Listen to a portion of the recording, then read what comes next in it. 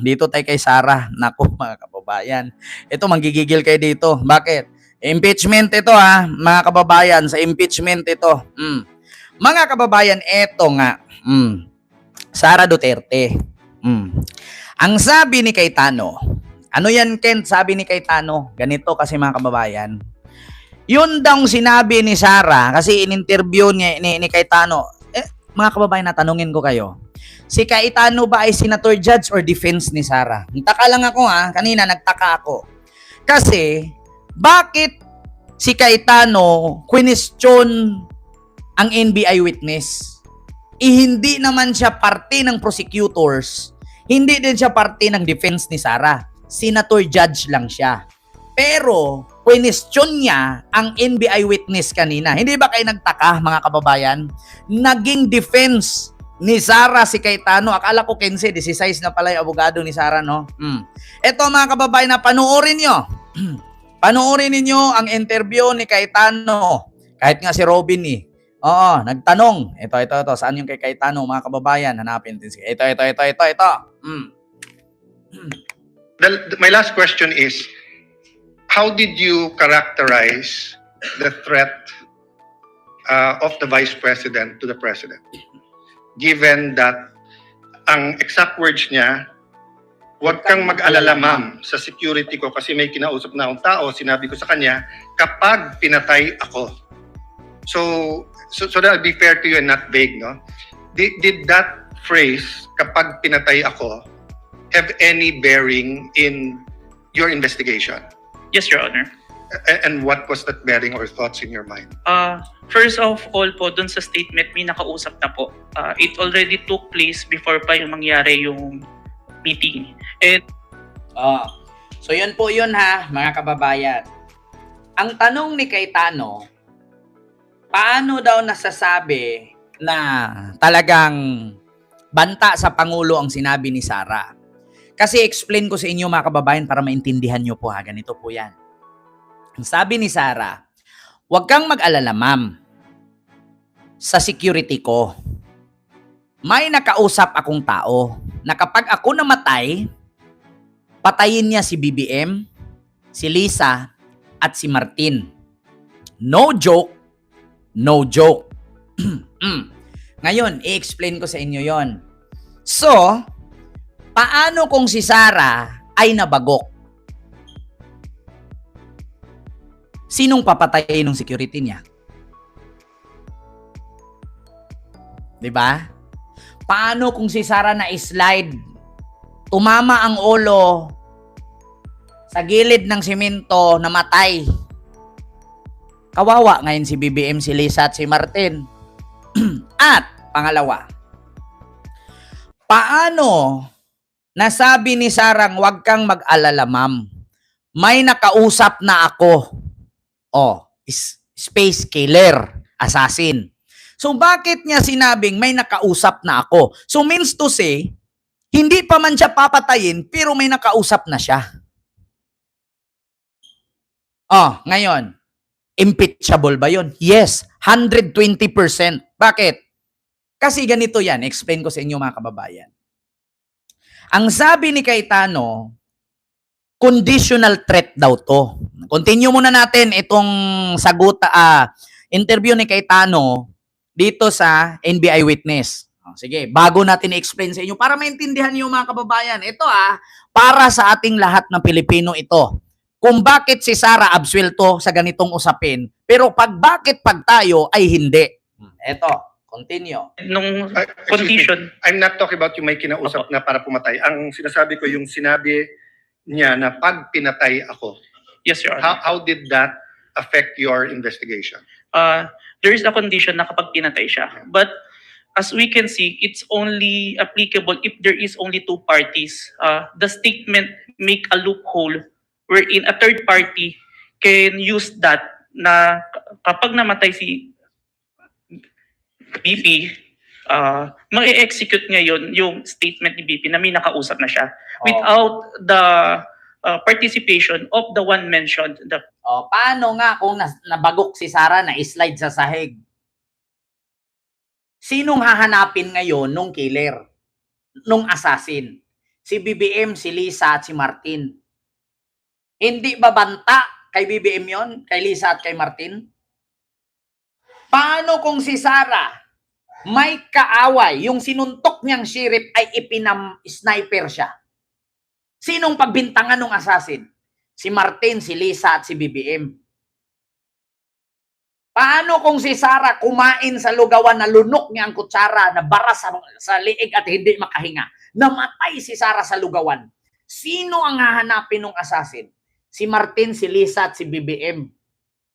Paano kung si Sara nakagat ng bubuyog ni Lagnat, hindi gumaling, na overdose, namatay dahil sa gamot? Sinong hanapin ng assassin? Si Lisa, si Martin at si BBM. Paano kung si Sara uminom ng coke? Lumusot sa ilong ang coke na sudipan, namatay. Sinong hahanapin ng assassin? Si Lisa, si Martin, si BBM. Ito ang pinakamasaklap. Paano kung si Sara binangungot, hindi nagising? Sinong hahanapin ng assassin? Si Lisa, si Martin, si BBM. Kita nyo? Hindi pa ba threat yun? Paano kung si Sara hindi matain ng 1 linggo na matay, na lason sa tain niya? Sinong mapagbintangan? Si Lisa, si Martin, si BBM. O, di ba? Kita nyo? Kita ninyo? Huwag kang mag-alala, ma'am. Pag ako namatay, may nakausap na ako. Patayin niya si Lisa, si Martin, si BBM. Paano kung si Sara hindi matai 3 linggo, nalason sa tae niya at namatay? Patay si Lisa, si BBM at si Martin. Dahil lang sa katakawan niya, hindi siya natai. Yung 3 na pagbintangan, di patay. Di ba? Paano kung si Sara? Bigla siyang nanigas, hindi na gumalaw. Sinong pagbibintangan ngayon ng assassin? Si Lisa, si Martin, si BBM. Di ba? Continue. President, the First Lady, and the Speaker of the House, Your Honor. That's fair. But what I'm saying is that in your reports, did you characterize it as a conditional threat? Kasi kung hindi naman siya pinatay, the logical implication is that there's no threat against the... So I'm not saying it's... Ito mga kababayan. Sabi ni Cayetano, kung hindi naman siya namatay, walang threat. Di ba? Not illegal. Kung hindi naman daw si Sara namatay, walang threat. Paano kung namatay nga si Sara?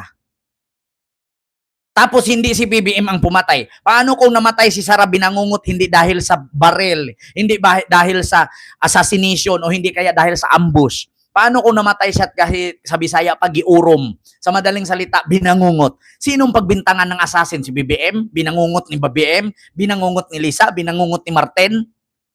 Paano kung namatay si Sara dyan na nakatayo tas biglang inatake kasi sa sobrang init? Sinong pagbintangan ng assassin? Hahanapin agad ng assassin. Mula Davao, biyahe tayo, Malacanang. Bakit? Patayin ko si BBM, si Lisa, si Martin. Bakit? Binangungot si Sara.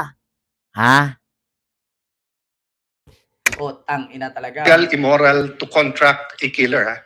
I'm just trying to follow the logic. Pag sinabi kong pakukulong kita, Mr. Witness, pag nagsinungaling ka under oath, then it's actually not a threat. It's a legal...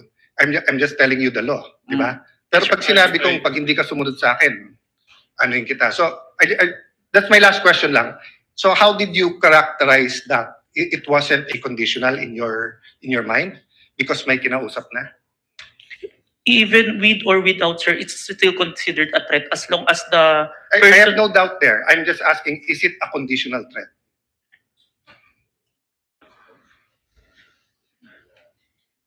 Based on our affidavit, sir, I believe it's conditional, which... Based on your affidavit? Ayan, eto na. Example natin, ano-ano ba yung mga conditional threat na yan? Eto Sige, bigyan ko kayo ng example. Ganito, para maintindihan ng mga Pilipino. Ultimo DDS, maintindihan nila ito. Kapag kasi Sara, nagbanta, huwag kang mag-alala ma'am sa security ko. May nakausap na akong tao. Pag ako namatay, patayin niya si Lisa, si BBM at si Martin. No joke, no joke. Sabi niya. So, matatawag bang threat yon? Makakasuhan ba si Sara?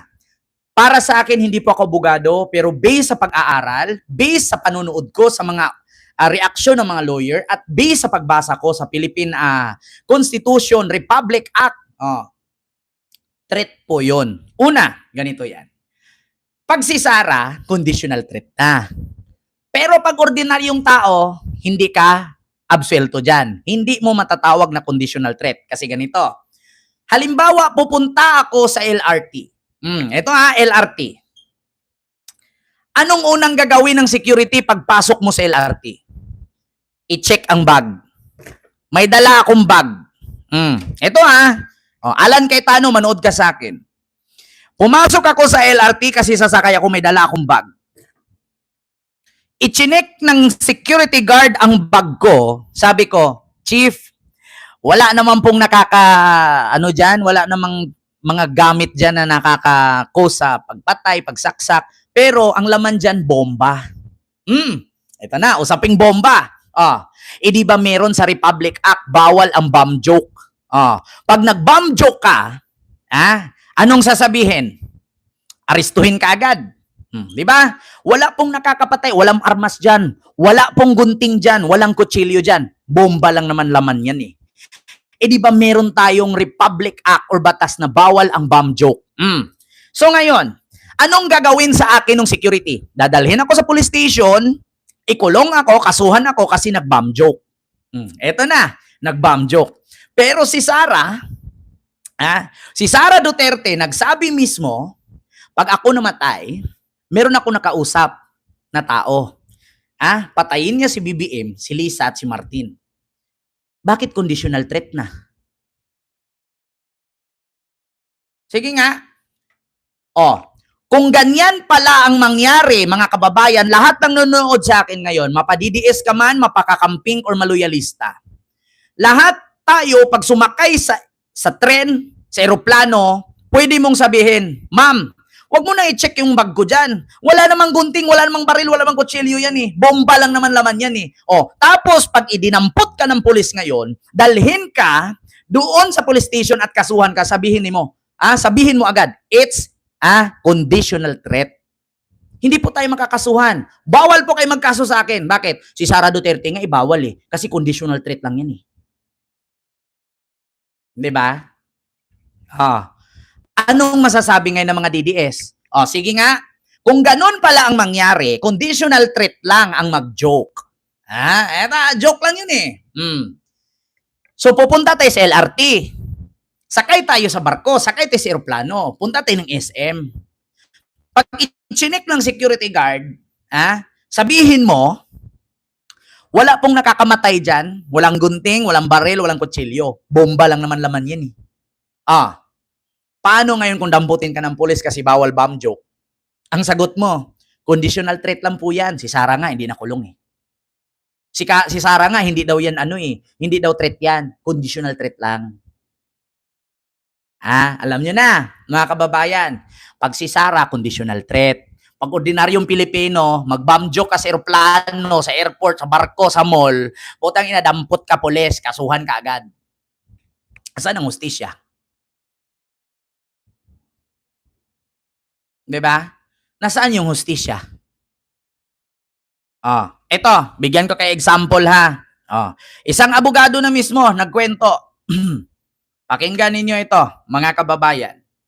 Isang abogado nagkwento about dyan sa bomb threat, joke. Ay wala na pala, nabura ko na mga kababayan. Bakit ganun? Kapag kasi Sara, hinayag sa live, ang sabi conditional threat. Kumusta naman yung teacher na nag-post?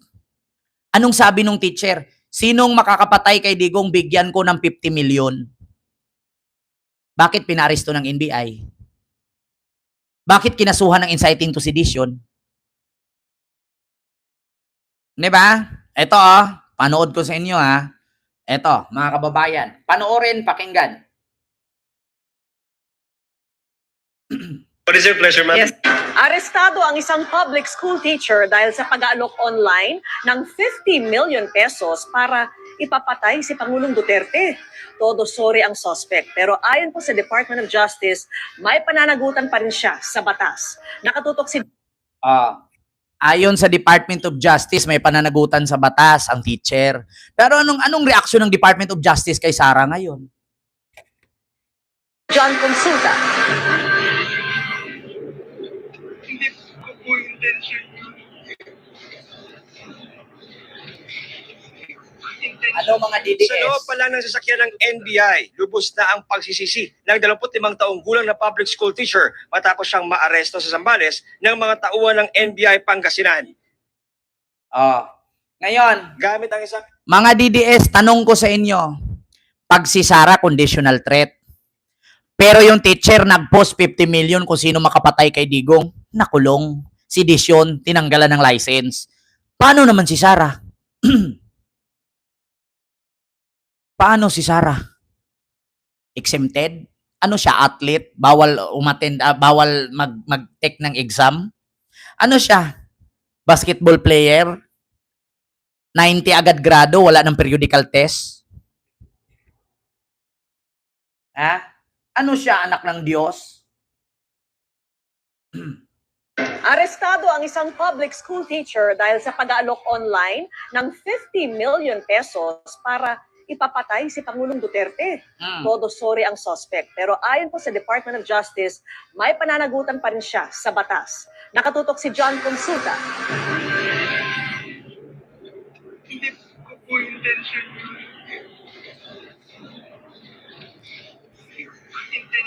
Sa loob pa lang ng sasakyan ng NBI, lubos na ang pagsisisi ng 25 taong gulang na public school teacher matapos siyang maaresto sa Zambales ng mga tauhan ng NBI Pangasinan.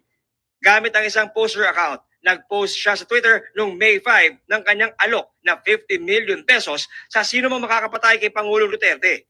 Yung 50 million na ibibigay mo, nasaan na? Wala akong 50 million. Ang unang chinek ko, yung Twitter account niya, Ayan.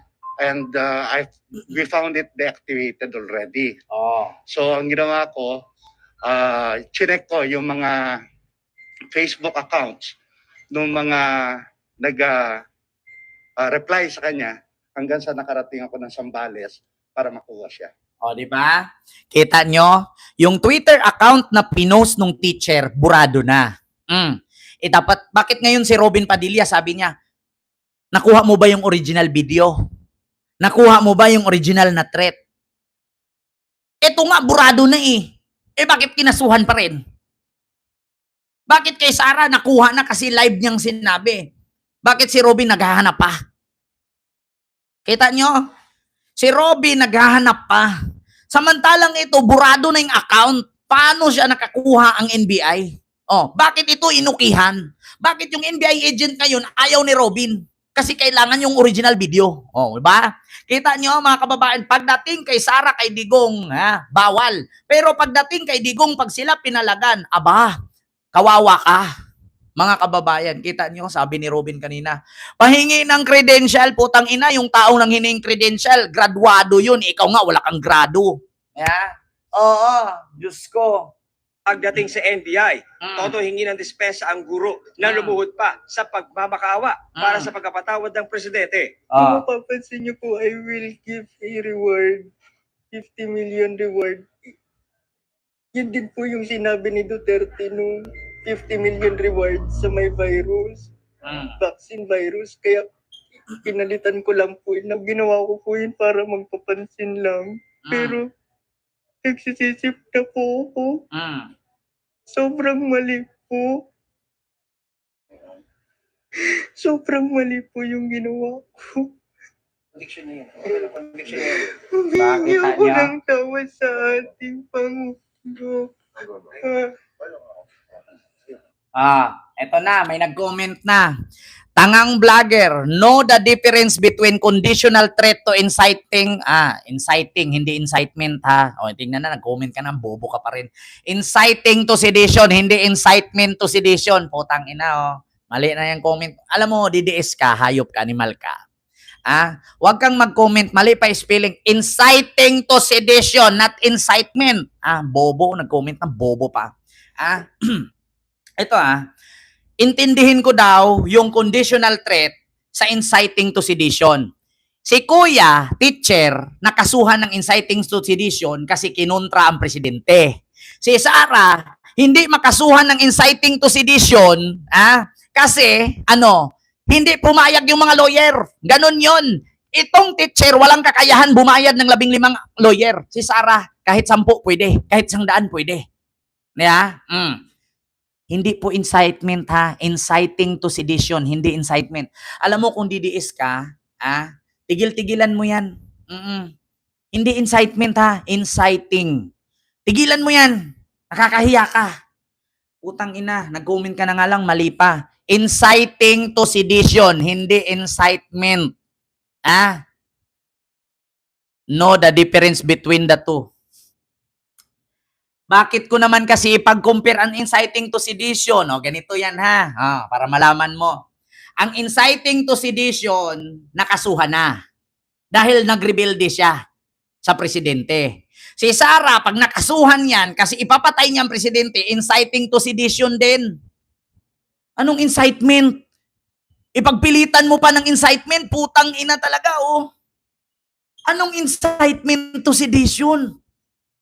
Inciting, kasi nagrebelde siya sa presidente, ipapatay niya si Digong. Putang ina, anong incitement pinagsasabi mo? Tang ina mo kang DDS kang bugo ka, nakakahiya ka sa grupo ninyo. Anong incitement? Saan mo nakita yung incitement to sedition? Walang kasong ganon, tanga. Walang kasong ganon, tanga na DDS, bugok, animal, pistingyawa. Inciting to sedition. Sige nga, maghanap ka kung asaan yung incitement to sedition na klaso. Putang ina talaga, DDS, putang ina, nakikipaglaban pa. I-google ko daw yung incitement to sedition, putang ina, I-google ko pa, Putang ina. Pokemon, isa ka rin. Turuan mo nga yung kasama mo dyan. Nakakahiya kayo. Pokemon Pikachu, turuan mo nga yan. Sabihin mo, walang incitement to sedition. Meron inciting. Putang ina, tignan nyo na may DDS sumugod. Nakakahiya. Putang ina, sinira mo yung kapisana ng mga lawyer ng Pilipinas, IBP. Incitement to sedition. Putang ina, ipag-google pa niya sa akin. Incitement to sedition or inciting to sedition. Putang ina talaga, Pikachu, Pokemon, Pikachu. Turuan mo yung DDS mong kaibigang tanga dyan sa comment section, Hinay-blood na si Marcoleta sa inyo. Putang ina, Huwag ko daw ipag-compare ang conditional threat sa incitement to sedition. Anong incitement? Baka inciting. Putang ina, i-google, Nakakahiya kayo. Putang ina nyo. Tapos tignan nyo mamaya, sobrang hiya niyan, yung nag-comment na yan, sa sobrang hiya yan, sasabihin yan, ilang maleta na tanggap mo. Putang ina, tatakbo ng maleta yan. Tingnan nyo. Ay, nako, mga kababayan. Just relax.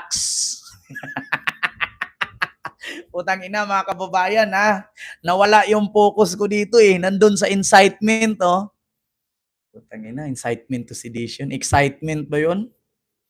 Putang ina, excited to sedition. Excited to sedition, putang ina, pagpilitan talaga niya, ano daw? Even, it's even more embarrassing that you don't know the difference between the condition threat and sedition rebellion. Ano daw? I-compare, wag ko daw i-compare yung dalawa. Ito gusto kong i-explain sa iyo DDS na bobo, ganito yan. Si Kuya Teacher, nag-post kung sinong makabatay kay Digong, bibigyan niya ng 50 million.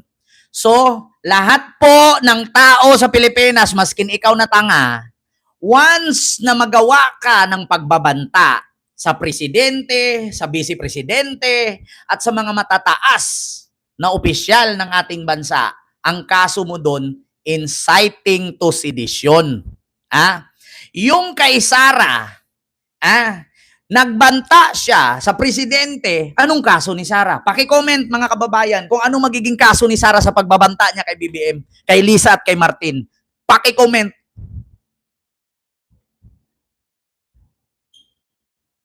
Mga kababayan, anong magiging kaso ni Sara sa pagbabanta niya sa presidente? Putang ina to. Incitement. Di ba?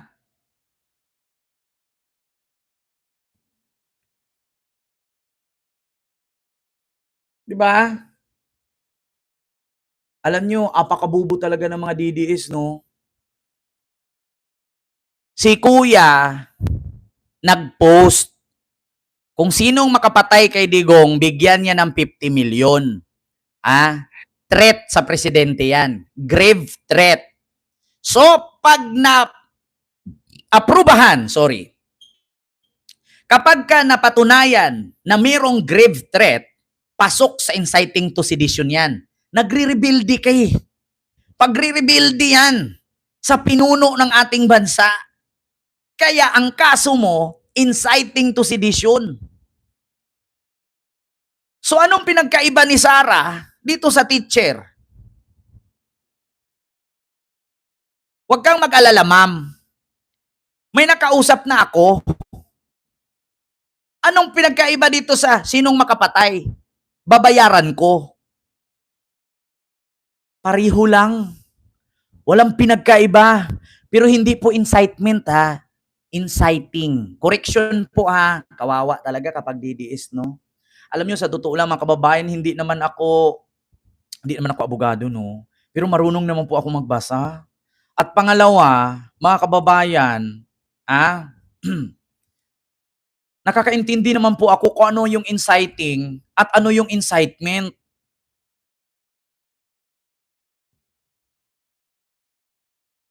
Diba?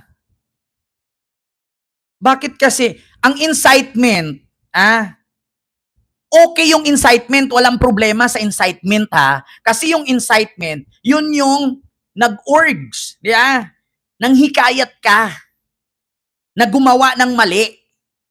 Pero wag mong idugtong sa sedition. Kasi wala pong incitement to sedition. Meron po inciting, walang incitement.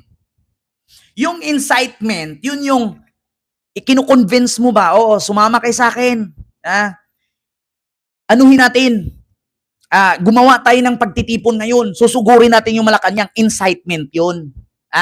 Pero yung inciting, tapos idugtong mo yung sedition, yun. Yung incitement to sedition, walang ganun. Wag mong idugtong yung incitement sa sedition.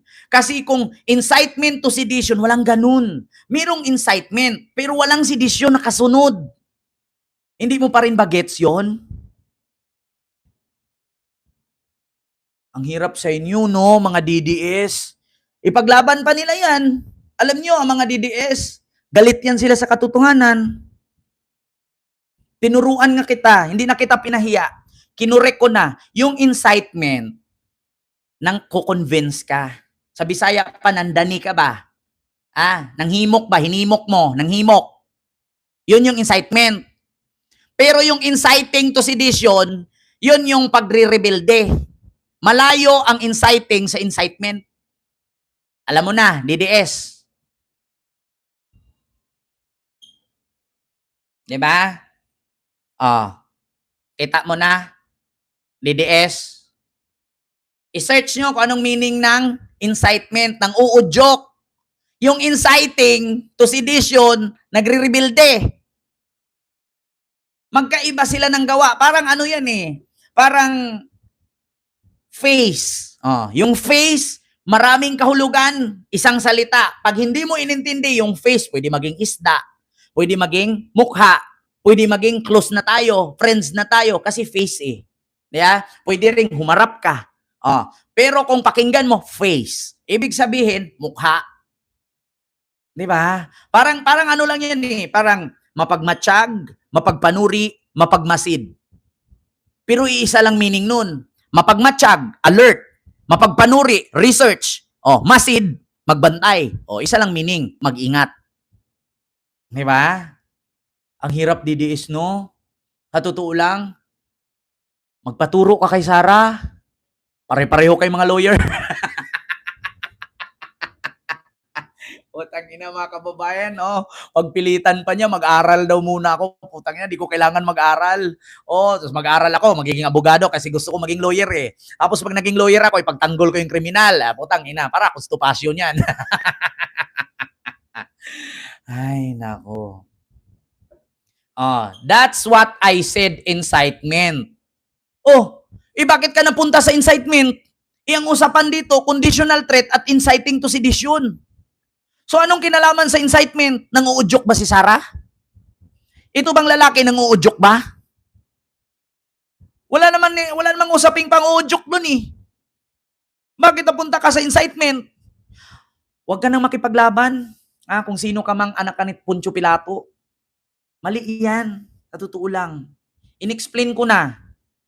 Huwag mong isingit ang incitement kasi wala yan sa usapan. Parang, bumili ako ng poto. Bumili ako ng puto. Pero lasa siyang yema. O di ba puto ang usapan, ba't may yema? Di ba, Miss JC, no? Kita nyo, mga kababayan, sumasagot pa rin siya. Ganyan talaga sila. Sabi nga ng doktor, di ba, Ma'am Doris ng Usamis, intindihin na lang natin sila. Ang hirap makipagtalo. Putang ina talaga, oh. Ang hirap makipagtalo, intindihin na lang natin. So yun po yun na mga kababayan. Si Sara Duterte, nagsalita live, huwag kang mag-alala, ma'am. Sa security ko, may nakausap na ako. Pag ako namatay, patayin niya si Lisa, si Martin, at si BBM. No joke, no joke. Paano naman kaming ordinaryong Pilipino? Papasok ka sa LRT, chinik ng security yung bag mo, sabi mo, wala namang baril dyan eh. Wala namang gunting at kutsilyo dyan. Pero may bomba lang naman laman. Di ba bawal ang bomb joke? Ngayon, itry nyo yan mga DDS. Kapag ka pumasok ka sa paliparan, sa pier, o sa tren, or sa mall, pag i-chinek ng security guard ang bag ninyo at sinabi mo, walang nakakamatay dyan, may bomba lang. Pag ikaw ikinulong, pag ikaw kinasuhan, sabihin mo agad, bakit si Sarah hindi nakasuhan? Bakit kay Sarah conditional threat?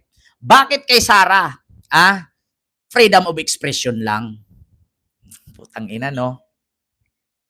Presidente na yun, Ngayon, mga DDS, sabi ko nga sa inyo, pag kayo kinasuhan dahil sa bomb joke, isagot nyo sa mga security guard, putang ina nyo, si Sarah nga, di nakulong eh. Bakit ako ipakulong nyo? Bakit ako kasuhan nyo? Ganyan ang rason nyo, Ganyan ang rason nyo. Yeah? Tignan natin kung makakalusot yung rason ninyo. Kailangan nyo maghanda, 16 na abogado. Diba? Ganyan na. Diba, si Sarah hindi nakulong. Kasi, kahit sinabi na, no joke. Pero, freedom of speech daw yun. Try nyo, punta kayo ng mall. Sino yung mga gusto mag-abroad? Sabihin mo dyan sa immigration, wala namang nakakamatay dyan eh, bomba lang naman laman dyan. Pag ikaw hinold, dinala ka sa police station, pakita mo yung video ni Sarah. Tignan natin kung makalusot ka. Diba? So yun lamang po mga kababayan. Maraming salamat po sa inyong lahat.